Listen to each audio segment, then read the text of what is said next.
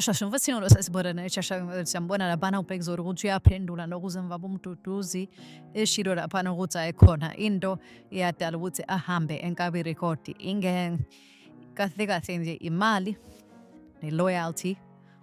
There was no loyalty and wengekho right ngemali ayinikezwa khona, and basically ukwenze futhi kwacaca ukuthi imali yengoma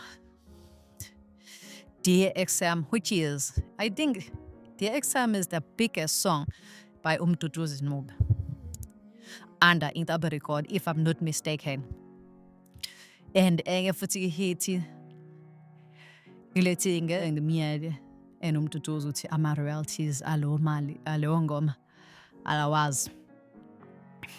Oh, that is sad. And mekhoma nge-loyalty Umduduzi, we assume ukuthi ukhuluma nangalento eyenze ukuthi Umduduzi yena wadiscover umfana lo ufanatic.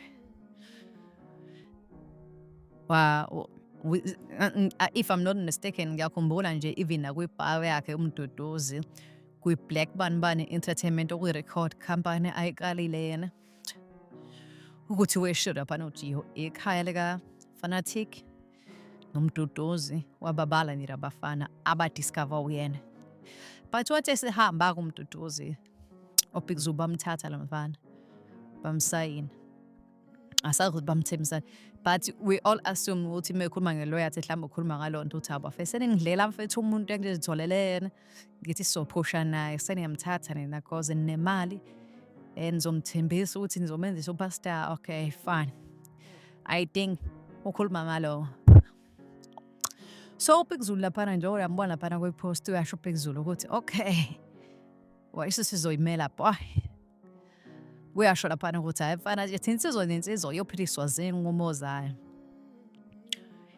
Ngiyafisa ukuthi ngibe khona kuleyo podcast othi uzoba, ngiyafisa usihlale phansi one on one sikhulume lento abantu bebuka kusho uBhekuzulu. But omningi ngasho ukuthi hayi that is not fair Bhekuzulu, because wena sikubonile uhamba ama-interview ukhuluma ngoMduduzi but akazi uzuthi wena hayi uMduduzi akalethwe la ukhulume phambi kwakho kodwa wena bade ukhuluma uwedwa.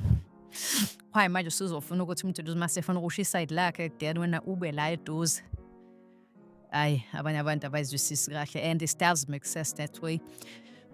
Maybe ngaqala ngokuthi noMduduzi asho iside lakhe then afterwards then you guys nibe ndawonye-ke yabo ukuze lento ibe fair and square yabo. So some people are assuming that Umduduzi uzoba nenkinga since uBhekuzulu is well connected and unawuse bakhile abangani abaningi endimeni and most of abangani bahlela iMutrindi, so mhlawumbe uMduduzi angaba nenkinga. Not necessary because uBhekuzulu ngathi ningamthathi lo mfana, but abanye for i-loyalty kuBhekuzulu bathi hayi lo mfana akwenza kabi bethu.